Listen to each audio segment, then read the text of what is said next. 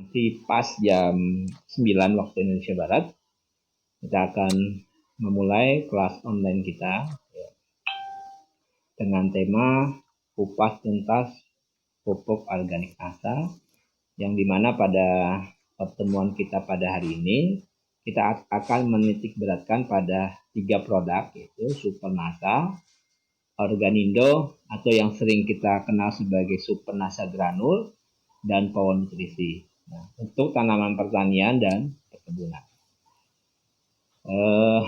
Kita sebelum kita mulai, saya akan menyapa Bu Tumi di Bengkulu. Semangat pagi, Bu. Saya alhamdulillah sudah pernah ke tempatnya Bu Tumi ya di Bengkulu.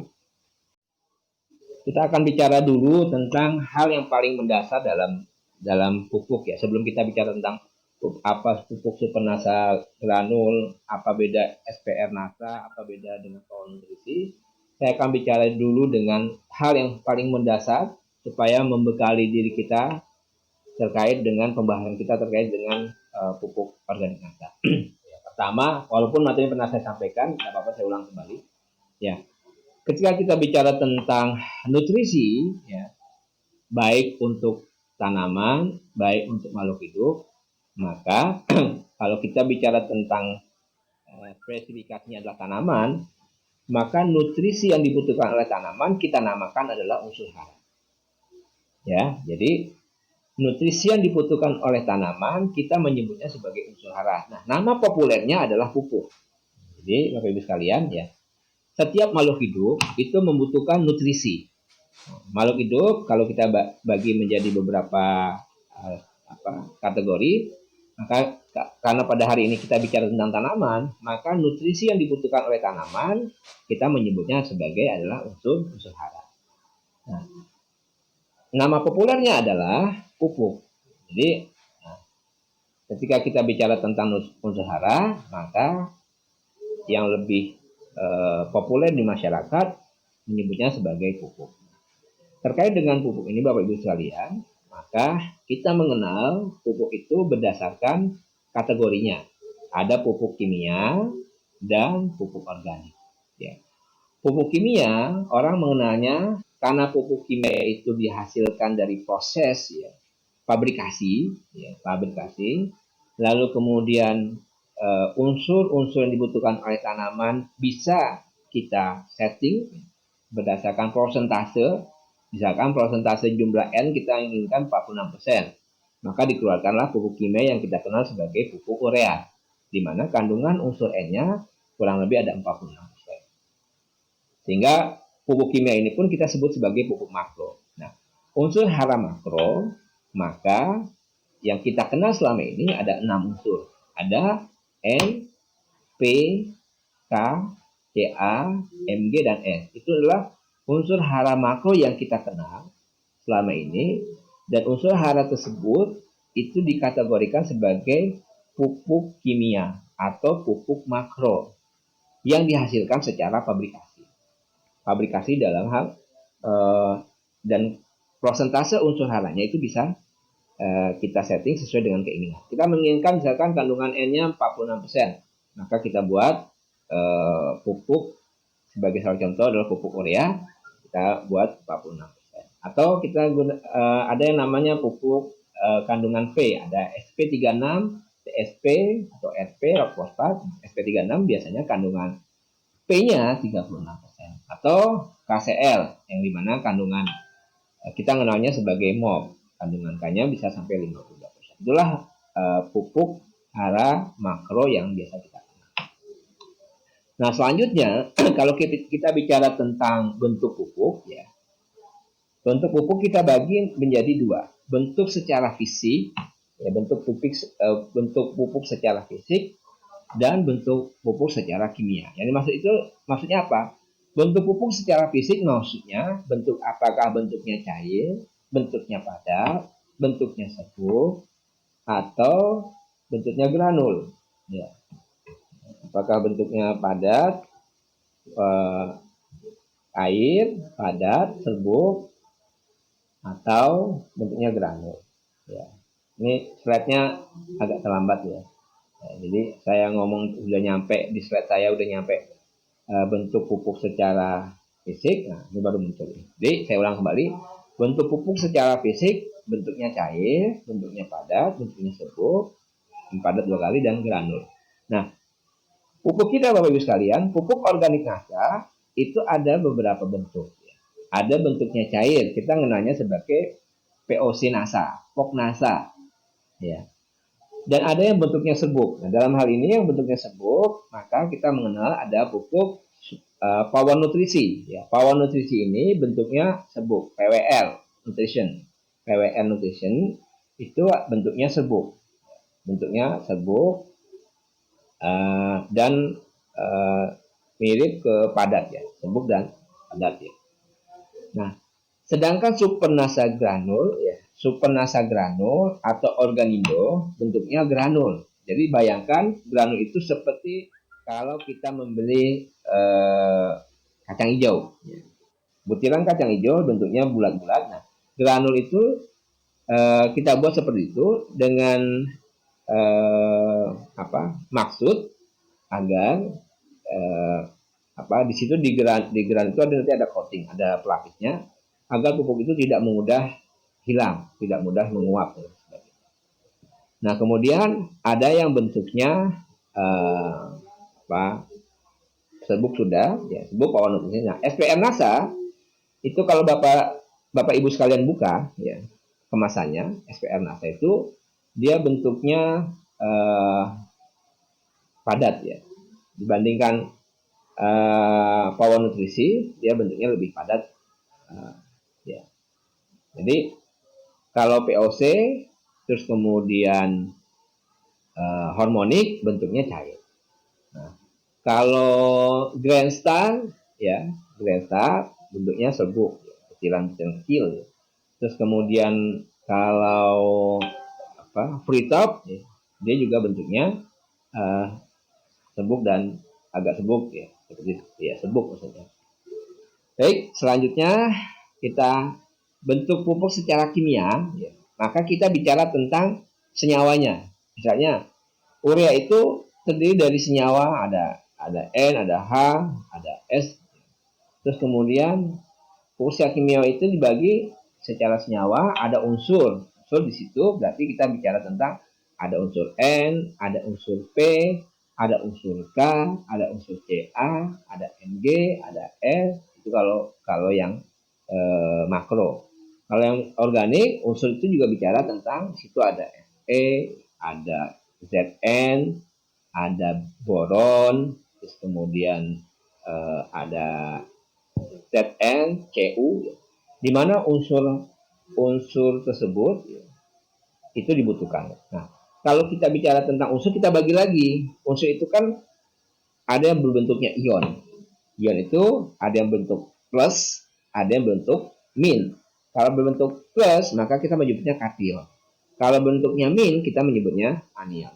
Sehingga kita mengenal ada istilah KTK, kapasitas tukar kation.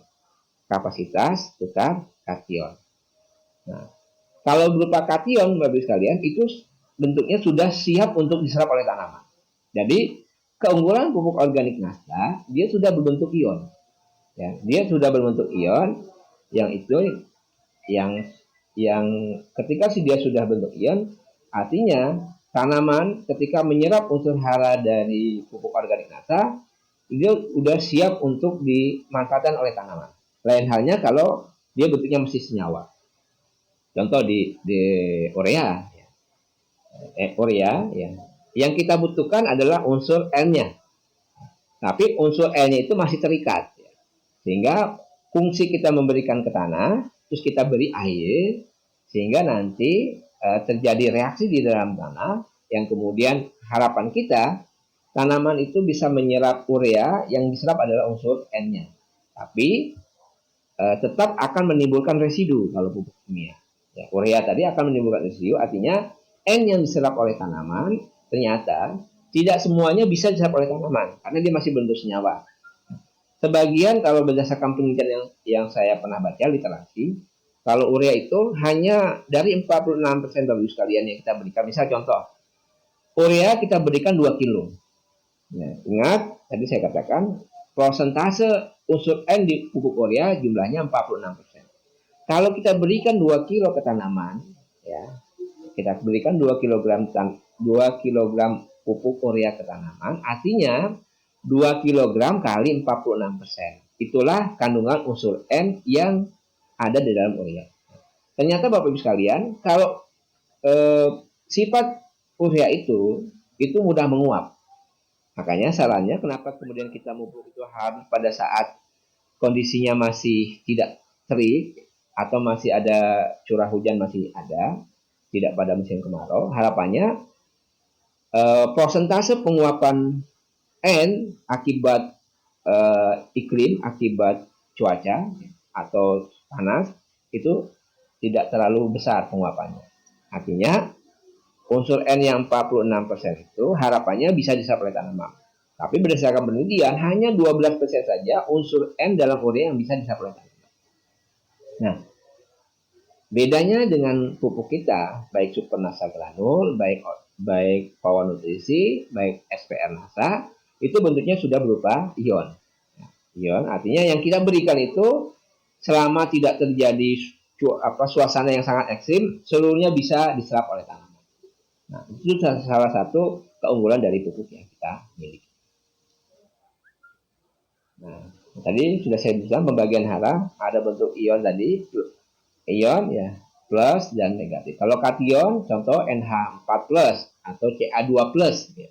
NH4+ inilah yang terkandung dalam urea tadi, NH4+. Ca2+. Kalau anion, NO3- nitrit ya, yang biasanya bisa juga dimanfaatkan oleh tanaman melalui proses nitrifikasi ya, yang itu bisa dimanfaatkan oleh tanaman. Makanya kalau di lahan sawit biasanya kita menanam tanaman kacangan. Tanaman kacangan itu bintil akarnya ya di bawah itu dia punya kemampuan untuk mengikat nitrogen di dalam tanah maupun di dalam udara. Ya. Sehingga tanaman-tanaman perkebunan yang di dalamnya kita berikan tanaman penutup atau cover crop ya, itu biasanya jauh lebih subur dibandingkan tanaman perkebunan tanpa kita berikan cover crop. Di samping juga untuk mengurangi terjadinya kebakaran, terus kemudian menjaga kelembapan tanah, dan yang terakhir itu bisa memberikan kemampuan mengikat nitrogen yang ada di dalam tanah maupun di dalam udara.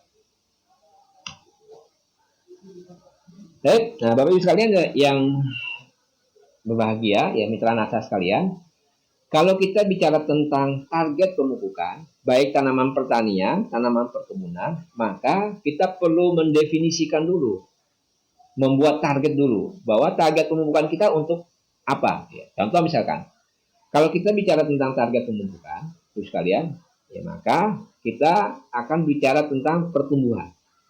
Bagian tanaman-tanaman inilah yang akan menjadikan target kita. Contoh misalnya akar, ya, akar itu bisa berupa akar serabut atau akar tunggang, dan kemudian, nah kalau kita bicara berdasarkan fase pertumbuhan tanaman, kita bagi menjadi fase vegetatif dan fase generatif. Walaupun antara fase vegetatif dan generatif, ketika masuk kepada fase generatif, fase vegetatifnya juga masih tetap berlangsung. Nah, contoh misalkan kita ingin menghasilkan tanaman pertanian atau tanaman perkebunan, maka kita ingat tanaman itu yang paling di awal perlu kita jaga adalah pertumbuhan akarnya maksimal. Ya, pertumbuhan akarnya maksimal sehingga ketika tanaman itu mulai dari benih, kemudian benih pecah, kemudian benih itu menghasilkan akar, keluar akarnya, lalu kemudian keluar tunas daunnya, lalu akan muncul batangnya, kemudian batang berkembang, daun jadi bunga menjadi buah, ya maka kemudian itu menjadi target pemupukan kita. Ya contoh misalkan kita ingin menanam tanaman misalkan tanaman pertanian ya, kita ingin nanam padi, maka benihnya itu ya kita dengan beberapa perlakuan kita redam, kemudian harapan kita nanti muncul benih ya, lalu benih itu kita pindah ke lokasi. Biasanya kita lihat ada daunnya, terus kemudian akarnya kita pindah. Bagaimana kita bisa membuat akarnya itu tumbuh secara optimal? Maka kita berikan pupuk yang memang berfungsi untuk meningkatkan pertumbuhan akar. Nah, unsur apa saja, unsur hara apa saja yang memang berfungsi untuk meningkatkan pertumbuhan akar. Maka kita bicara tentang ada unsur P. P itu memang khusus untuk meningkatkan perkembangan akar, khususnya ya akar P. Nah, kemudian kalau kita bicara tentang di situ, kita juga akan bicara tentang bagaimana hormon-hormon yang dibutuhkan oleh tanaman. Kita bicara ada auksin, ada gibrelin, ada sitokinin.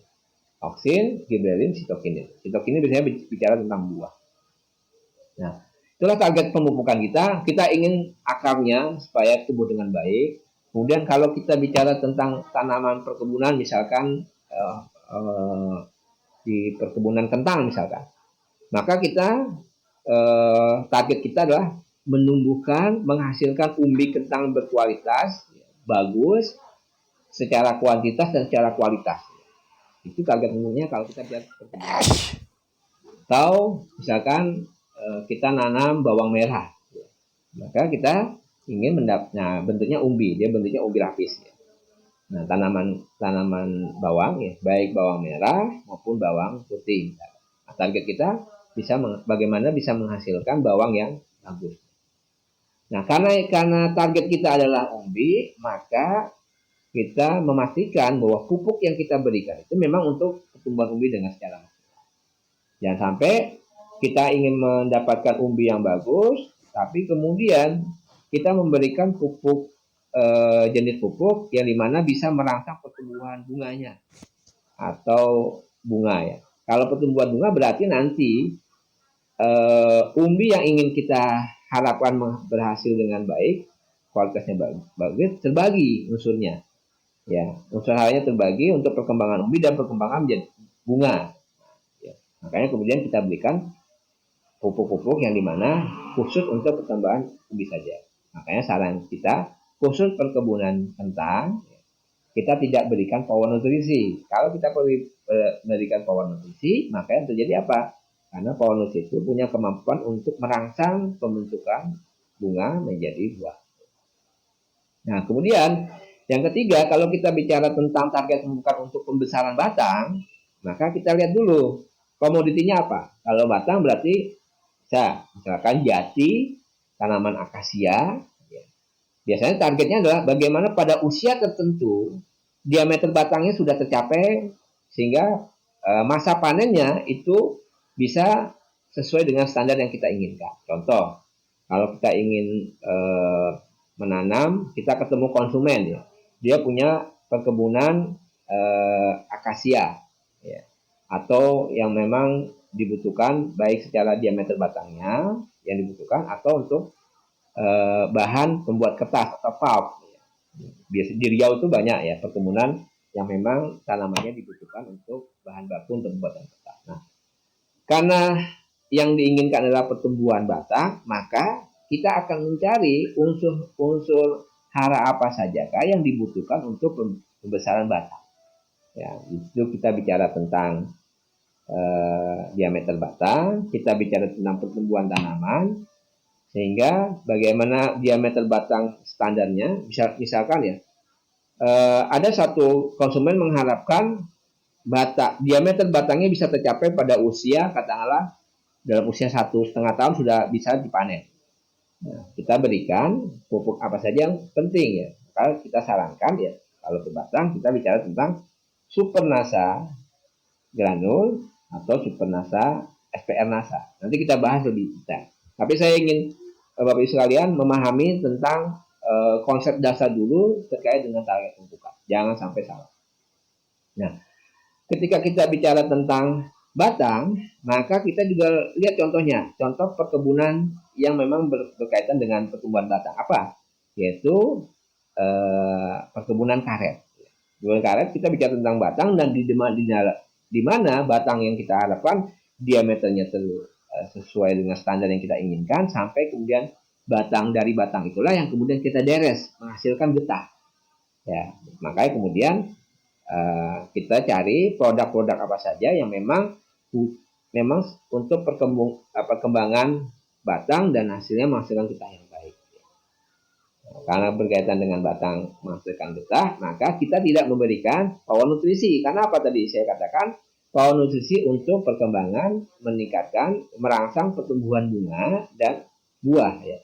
Kalau kita memberikan power nutrisi, maka kejadiannya apa? Bukan getahnya yang banyak, tetapi buah karetnya yang tambah banyak. Padahal target pemupukan kita adalah menghasilkan getah, bukan menghasilkan buah karet. Dan juga misalkan minyak, ya.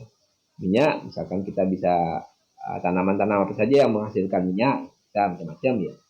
Tanaman jarak, terus kemudian yang menghasilkan minyak, ya. Apa saja yang menghasilkan minyak, tanaman-tanamannya kita lihat. Ya. Karena targetnya adalah meningkatkan minyak, ya, maka kita cari beberapa produk-produk yang memang untuk meningkatkan kandungan minyak lebih bagus. Kalau di sawit, bagaimana tandan buah segar tadi itu bisa menghasilkan tandan buah segar yang bagus, sehingga kandungan minyaknya juga bagus.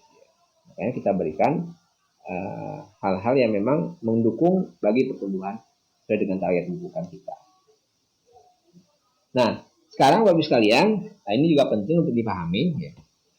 Ketika nanti ada beberapa konsumen atau kompetitor lain ya, yang kemudian mempertanyakan tentang pupuk organik NASA, maka kita akan bicara dulu tentang definisi tentang pupuk organik ya. Jadi kita harus bisa membuat sebuah diferensiasi pembeda bahwa kalau kita bicara tentang pupuk organik, maka pupuk organik itu bisa berasal dari berbagai macam sumber. Ada pupuk organik yang berasal dari tumbuhan yang mati, kotoran hewan, atau bagian-bagian hewan, atau berasal dari limbah organik lainnya yang telah melalui proses rekayasa. Dia bisa berbentuk padat atau juga bisa berbentuk cair. Yang dapat dipercaya dengan bahan mineral dan atau mikroba yang bermanfaat untuk meningkatkan kandungan hara dan bahan organik tanah, serta memperbaiki sifat fisik, kimia, dan atau biologi. Ini berdasarkan definisi dari Peraturan Menteri Pertanian, Permentan, bahwa yang dimaksud pupuk organik adalah pupuk yang berasal dari tumbuhan mati, kotoran hewan, dan garis miring atau bagian hewan dan atau limbah organik lainnya yang telah melalui proses rekayasa, berbentuk padat atau cair, dapat diperkaya dengan bahan mineral dan atau mikroba yang bermanfaat untuk meningkatkan kandungan dan bahan organik tanah, serta memperbaiki sifat fisik, kimia, dan atau biologi. Pupuk NASA, kalau berdasarkan definisi dari Permentan, masuk sebagai kategori sebagai pupuk organik. Nah, yang membedakan di mana ya? Yang membedakan adalah bahwa pupuk organik NASA itu bukan berasal dari kotoran hewan, ya. Bukan berasal dari limbah organik lain. Kita masuk ke dalam telah melalui proses rekayasa. Nah, inilah rekayasa yang diperkaya dengan bahan mineral. Ya. Dan kemudian di sini artinya kalau berasal dari kotoran hewan, maka bahan bakunya pasti sangat terbatas. Ya. Tapi pupuk kandang itu masuk dalam kategori pupuk organik. Kenapa? Pupuk yang berasal dari tumbuhan mati atau kotoran hewan, pupuk kandang. Atau pupuk kompos, dia juga masuk sebagai kategori sebagai pupuk organik. Kenapa? Karena merupakan berasal dari tumbuhan mati atau dari limbah organik. Jadi misalkan dari hasil panenan katakanlah kacang, kita panen kacang tanah, terus kemudian limbahnya itu bisa kita fermentasi, kemudian kita buat dekomposisi, kita campur beberapa bahan yang kemudian akhirnya menghasilkan pupuk organik yang berasal dari limbah organik. Nah, terus kemudian kita juga mengenal ada namanya pupuk hayati. Pupuk hayati itu Yaitu kalau berdasarkan plat dari Permentan adalah produk biologi aktif terdiri atas mikroba.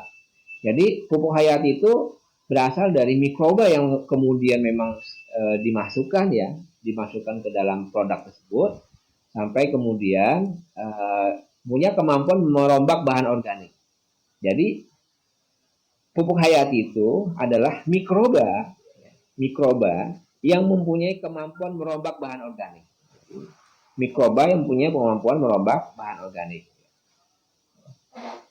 Dan pupuk NASA itu kalau memiliki kemampuan merombak bahan organik, ya, itu punya kemampuan.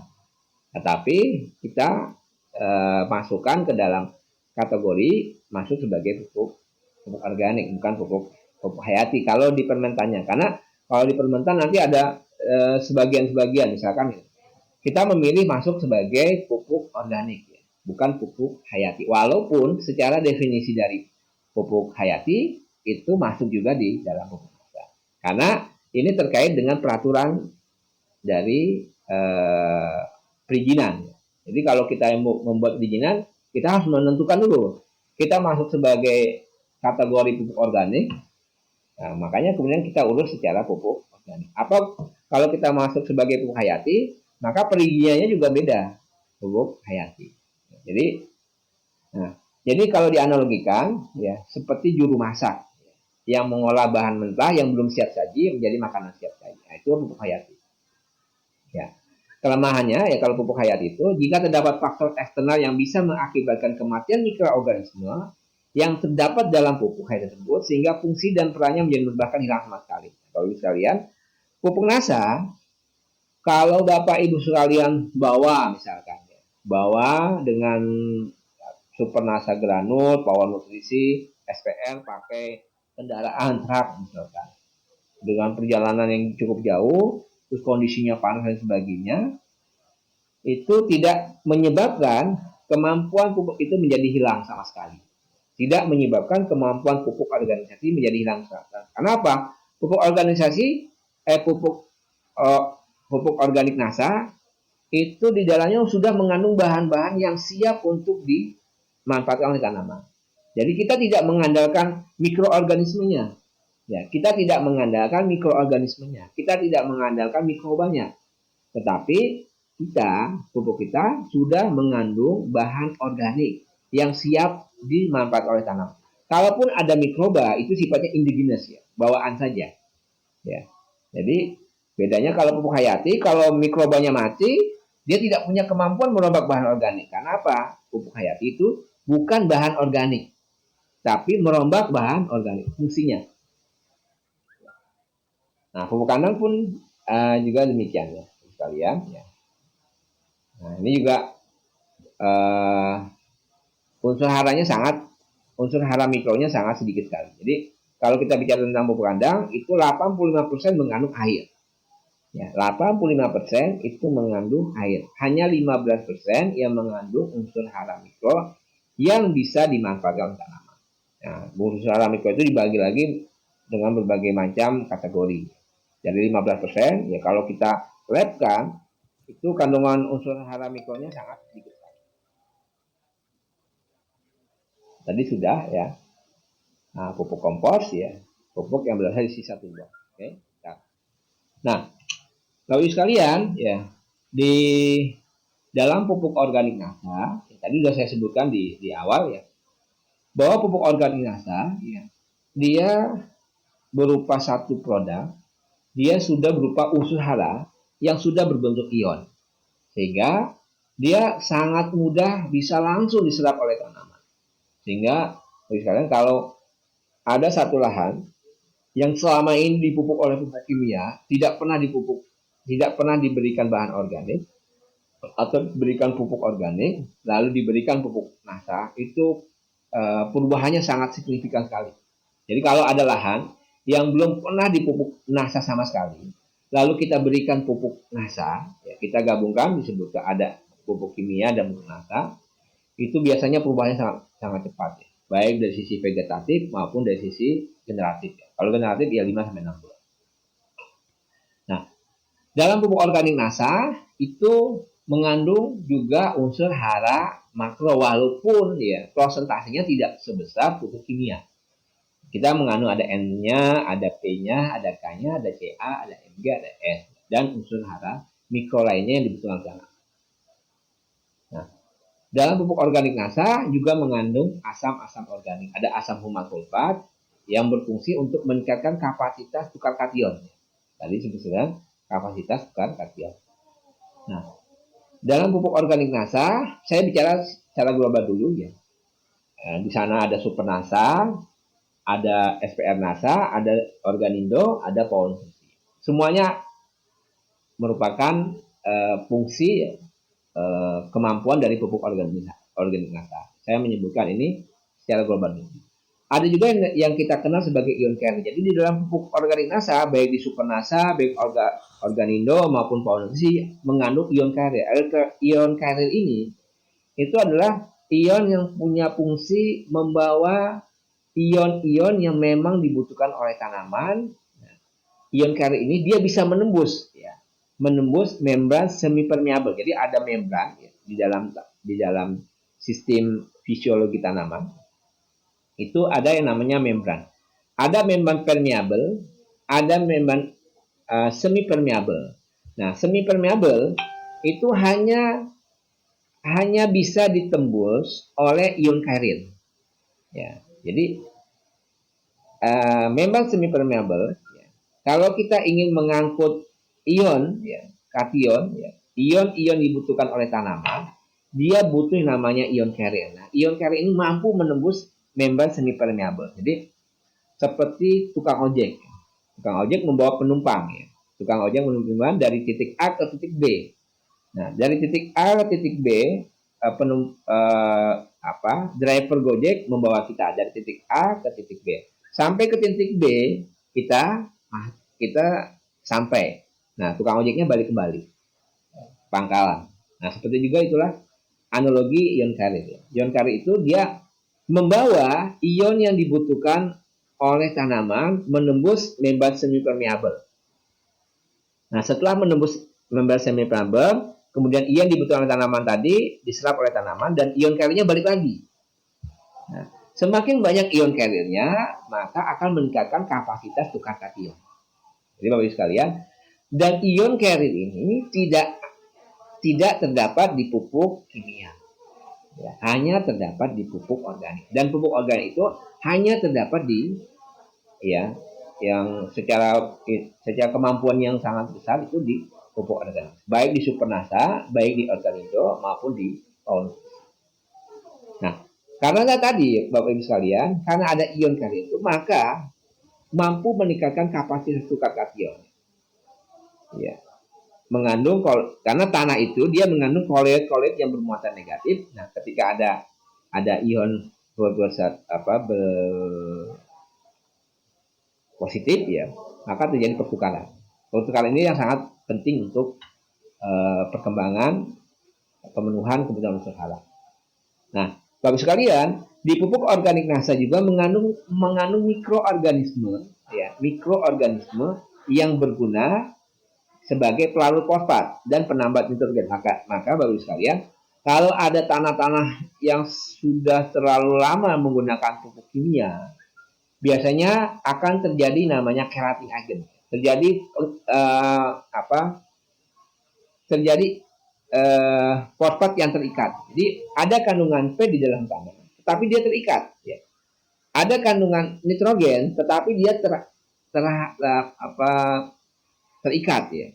Nah, karena ada mikroorganisme yang kita miliki dan punya kemampuan pelarut fosfat, sehingga unsur hara P yang tadinya tidak bisa dimanfaatkan oleh tanaman itu jadi bisa terbebas ikatannya sehingga bisa dimanfaatkan oleh tanaman. Seperti juga nitrogen tadi. Nah, lalu kemudian dalam pupuk organik juga mengandung hormon oksin, giberellin dan sitokinin ya. Ini sangat terkait erat dengan pertumbuhan tanaman, baik secara vegetatif maupun generatif. Kalau generatif kita bicara di sitokininnya, peningkatan buahnya. Kalau bicara tentang batang, kita bicara tentang giberellin dan oksin. Nah, Yang paling penting lagi dalam pupuk organik saya juga mengandung enzim. Yang enzim ini berupa asam-asam amino yang juga sangat berguna bagi pertumbuhan tanaman. Nah, dan kesemua ini Bapak Ibu sekalian, itulah keunggulan dari pupuk organik NASA yang membedakan dengan pupuk organik lainnya. Nah, sehingga nanti bisa dilihat. Nah, tentu saja Bapak Ibu sekalian, ini hal-hal yang bisa kita berikan penjelasan kepada para mitra, baik customer, konsumen, maupun praktisi dari perkebunan maupun pertanian. Nah, sekarang kita bicara tentang Organindo. Organindo ini, Bapak sekalian, adalah salah satu teknologi, salah satu teknologi yang kita create yang kita buat untuk memenuhi kebutuhan pangsa pasar. Sebelumnya, sebelumnya kita punya namanya Organindo itu merek terbaru kita. Dulunya kita kenal sebagai Super Nasa Granul. Karena peraturan di pemerintahan, maka kita mengubahnya menjadi merek baru namanya Organindo. Pupuk organik granul modern. Dulunya kita mengenal sebagai Super Nasa Granul. Nah, Bapak sekalian, dia bentuknya tadi granul, terus kemudian butirannya ukurannya 2 sampai 5 mm. Kadar air sekitar 14%. Nah, kemasannya 10 kilo. Apa keunggulan dari pupuk Organindo ini? Pupuk organik NASA ini yang kita kenal sebagai Organindo Super Nasa Granul. Ini adalah sebelumnya saya menyebutkan sebagai tujuan dikeluarkan pupuk Organindo ini adalah tujuannya untuk memenuhi pangsa pasar, untuk memenuhi keinginan customer secara psikologi. Contoh misalkan, kalau di tanaman pertanian maupun perkebunan, orang sudah terbiasa yang namanya menggunakan pupuk dalam jumlah yang sangat besar, dalam jumlah yang sangat besar. Selama ini ketika kita mupuk di pertanian misalkan, mupuk urea biasanya kita gunakan 3 sampai 4 sak sekali kita mupuk, bahkan lebih.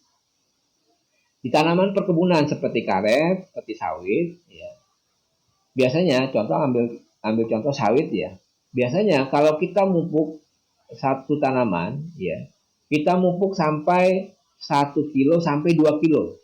1 kilo sampai 2 kilo per tanaman.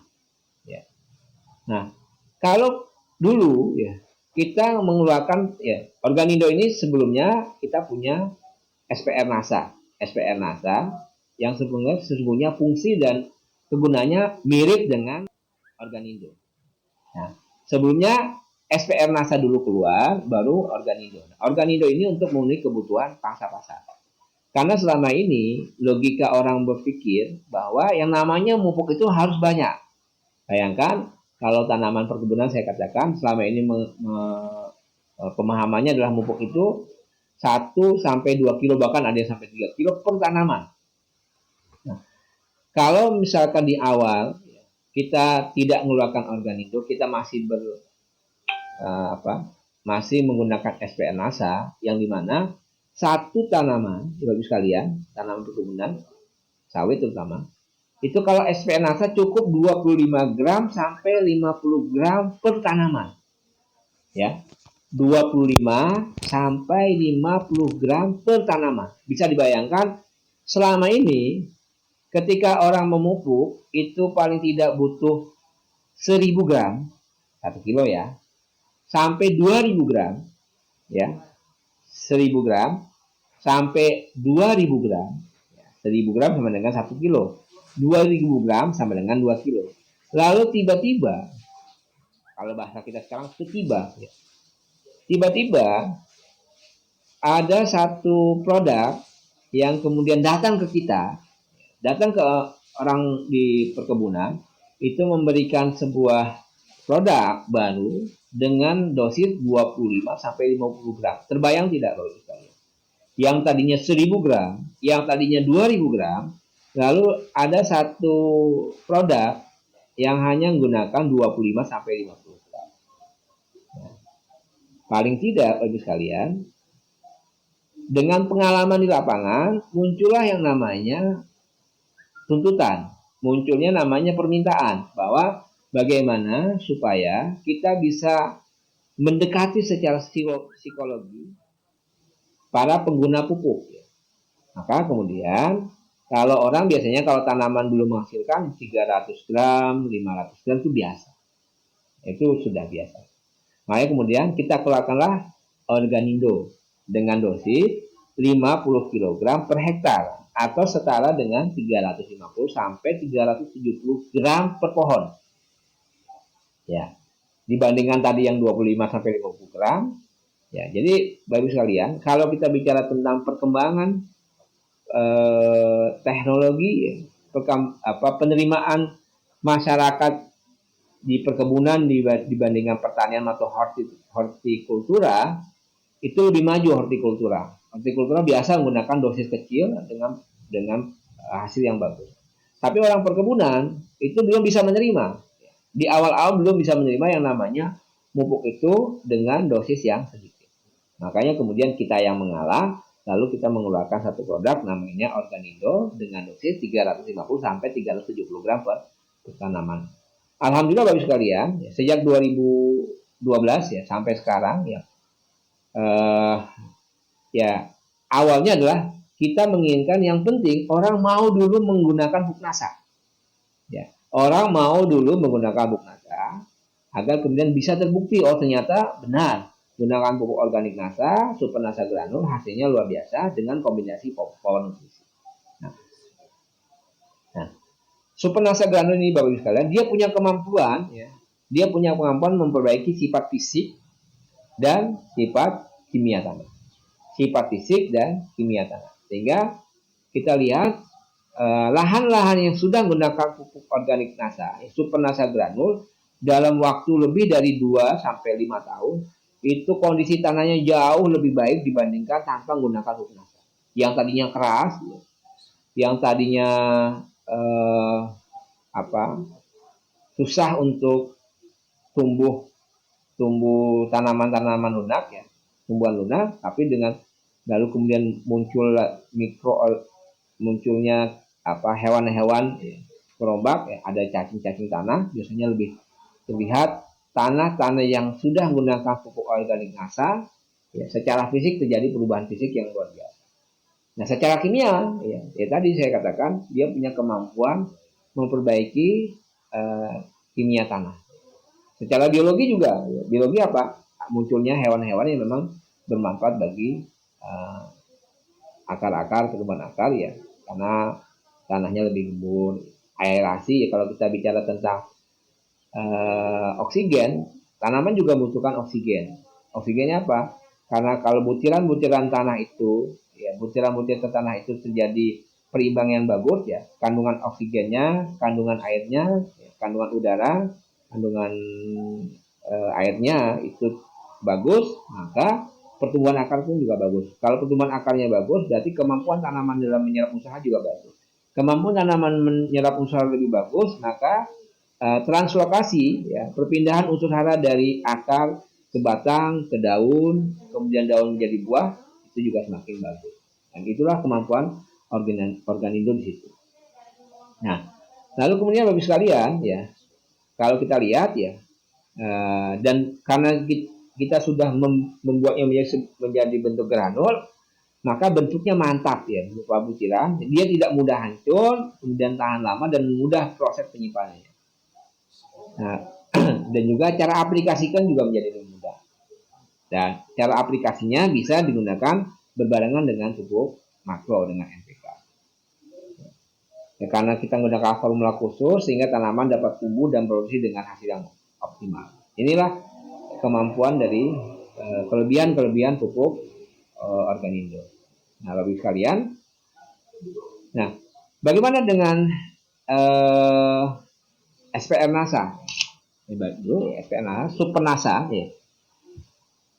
Super Nasa tadi saya sebutkan bahwa Super Nasa kita nyebutnya sebagai starter kesuburan. Ya, starter kesuburan. Ingat Bapak Ibu sekalian, antara Super Nasa dan Organindo itu sebenarnya satu saudara ya, saudara sekandung kalau saya bilang. Saudara sekandung ya. Walaupun Bapak sekalian ini ya lebih dulu lahir dibandingkan Organindo. Supernasa itu lebih dulu hadir dibandingkan Organindo. Jadi kalau konsumen sudah terbiasa menggunakan pupuk NASA, ya, sudah terbiasa menggunakan Supernasa granul, sudah yakin dengan kemampuan pupuk organik NASA, maka Bapak Ibu sekalian bisa memberikan alternatif lain gunakan Supernasa. Jadi Supernasa, SPR NASA dengan Organindo itu adalah bentuknya pilihan atau bisa juga dikombinasi. Ya. Supernasa dan Organindo itu adalah pilihan atau bisa dikombinasi. Contoh misalkan, kalau Bapak Ibu sekalian punya konsumen yang menginginkan berdasarkan budget biaya, misalkan dia punya budget biaya hanya 1.250.000, berarti gunakan yang tadi Organindo yang 5 sak. Tapi karena dia menginginkan budgetnya tetap 1.250.000, maka Bapak Ibu sekalian bisa mengkombinasikan misalkan ya 3 sak Supernasa granul dan 1 SPR NASA. Bisa dikombinasikan. Ya. Menggantikan misalkan. Yang penting harganya tetap 1.250.000. Nah, kemampuan Supernasa, kalau saya mengibaratkan SPR NASA itu fast release, cepat. Jadi kalau Bapak Ibu sekalian ingin hasilnya cepat, terlihat lebih cepat, bisa lebih cepat, maka gunakan SPR NASA dibandingkan Organindo. Kalau Organindo itu ibaratnya kendaraan, ya. Kalau Supernasa itu Yamaha. Kalau Organindo itu Honda. Supernasa itu dia Yamaha. Cepat panasnya, tarikannya lebih cepat. Tapi kalau Honda itu pemain jangka panjang. Nah, ya, jangka panjang artinya kalau digunakan dalam waktu setahun, 2 tahun, kita menginginkan itu ya perubahannya itu jauh lebih bagus. Tapi kalau kita ingin mengkombinasi, monggo ya 3 sak Supernasa, 1 kotak 3 sak Organindo, 1 kotak Supernasa. Ya. Jadi kalau seperti tanaman-tanaman horti, ya Bapak sekalian, ya, saya menyarankan menggunakan Supernasa. Horti misalkan melon, semangka, terus kemudian atau tanaman-tanaman perkebunan yang seperti kopi atau lada, bagus pakai Supernasa. Walaupun pakai Supernasa granul pun juga boleh.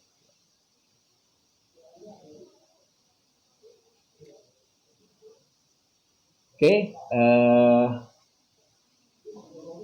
nah power nutrisi Bapak sekalian, power nutrisi kita men-tagline-nya, membrandingnya adalah ya pupuk ya untuk buah, pupuk buah.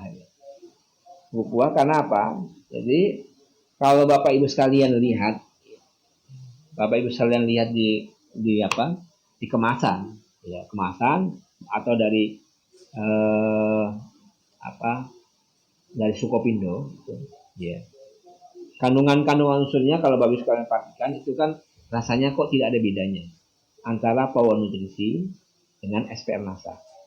Ya, antara power nutrisi dan SPR NASA. Ya. Tapi Bapak sekalian perlu diingat bahwa tidak semua ya data-data yang ada di kemasan, tidak semua data-data yang tercantum di dalam hasil lab dari Sukopindo itu tercantum di kemasan, baik di kemasan maupun Sukopindo yang kita cantumkan berdasarkan lab. Tetapi banyak hal-hal lain yang tidak tercantum terdapat dalam buku kita. Ya. Jadi power nutrisi pupuk khusus buah ini memang sudah merupakan hasil percobaan yang sangat banyak. dengan berbagai macam komoditi. Sudah dicoba, misalkan situ ada melon, terus untuk tanaman-tanaman perkebunan. Di dalam pohon nutrisi itu mengandung namanya untuk merangsang pertumbuhan buah. Ya. Di situ kita mengenai ada hormonnya. Yang saya sebutkan tadi ada hormon auksin, ada hormon sitokinin, ada hormon gibberellin, terus ada enzim-enzim yang dibutuhkan oleh tanaman yang terdapat di dalam pohon nutrisi. Nah, kenapa kita menyebutkan sebagai pupuk buah? Ya, karena sudah kita bandingkan. Ada tanaman, ya, kita berikan khusus menggunakan pohon nutrisi. Ada tanaman kita berikan SPR. Ada tanaman kita berikan organindo. Nah, tanaman, ya, beberapa tanaman komoditi yang kemudian dengan berbagai macam dosis yang kita lakukan, riset yang kita lakukan.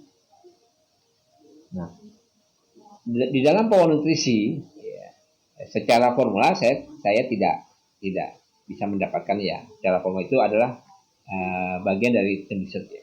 Nah, tetapi Bapak sekalian, dari kandungan unsur hara, ya, yang ada di dalam pohon nutrisi itu membuktikan bahwa memang pohon nutrisi itu punya kemampuan merangsang pertumbuhan bunga, merangsang pertumbuhan buah lebih baik dibandingkan fungsi di SPR NASA. Makanya kalau SPR NASA fungsinya sebagai starter kesuburan, ya, starter kesuburan yang dimana itu lebih mengedepankan bagaimana pertumbuhan akarnya tambah bagus, bagaimana pertumbuhan batangnya bagus, bagaimana pertumbuhan daunnya bagus, bagaimana terjadinya proses pertumbuhan secara vegetatif bagus, ya. Tapi kalau kita bicara generatif, maka kita bicara di pohon nutrisi. Nah, agar hasilnya bagus, maka kita lakukan kombinasi antara super nasa granul, antara SPR nasa dengan pohon nutrisi. Nah, jadi Bapak sekalian, ya saran kita, maka kita menggunakan berbagai macam branding kita, paket 51, berarti super nasa granul 5 sak, 1 kotak pohon. Atau pakai pola 21. Nah, 21 itu apa? 2 kotak super nasa, SPR nasa, dan 1 kotak pohon nutrisi. Itu yang bisa kita lakukan. Jadi jangan kemudian kita menganggap sudah saya pakai pohon saja karena itu untuk produksi khusus buah saja, insya Allah sudah cukup. Yang perlu diingat bahwa tanaman itu bukan hanya bicara tentang buah, tanaman juga bicara tentang akar, di tanaman juga kita bicara tentang batang, di tanaman juga kita bicara tentang daun, yang dimana proses fungsi kesemuanya itu sangat mendukung untuk terjadinya proses pembungaan sampai jadi buah. Nah,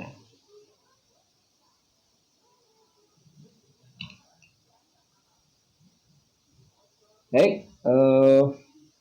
Nah, kita bicara tentang tadi, sebelumnya sudah, ya, jenis ragam pupuk kita lewatkan. Ada jenis ragam pupuk kimia, pupuk makro, pupuk majemuk, pupuk tunggal. Nah, Bapak sekalian, sekarang kita bicara tentang komoditi pertanian dan perkebunan yang kita menggunakan, kita langsung praktis, ya, Bapak sekalian, ya. Kita akan bicara praktis. Contoh misalkan untuk tanaman padi itu sebaiknya pakai apa, Pak? Untuk tanaman sayur gunakan apa? Sawit gunakan apa? Karet apa? Kopi, lada, dan jahe. Ini sebagai salah satu contoh saja Bapak sekalian, agar, ya, Bapak Ibu sekalian lebih memahami tentang dan ketika ketemu dengan customer, ketemu dengan konsumen atau mitra sekalian yang punya tanaman padi, punya sayuran, sawit, karet, kopi, lada, dan jahe, itu bisa langsung praktis, bisa diterapkan ilmunya. Baik, kita bicara tentang padi. Kalau kita bicara tentang tanaman padi, maka yang kita perlu ingat bahwa padi itu sangat tergantung, produktivitas padi itu sangat tergantung dari benihnya. Benih itu sangat perlu kita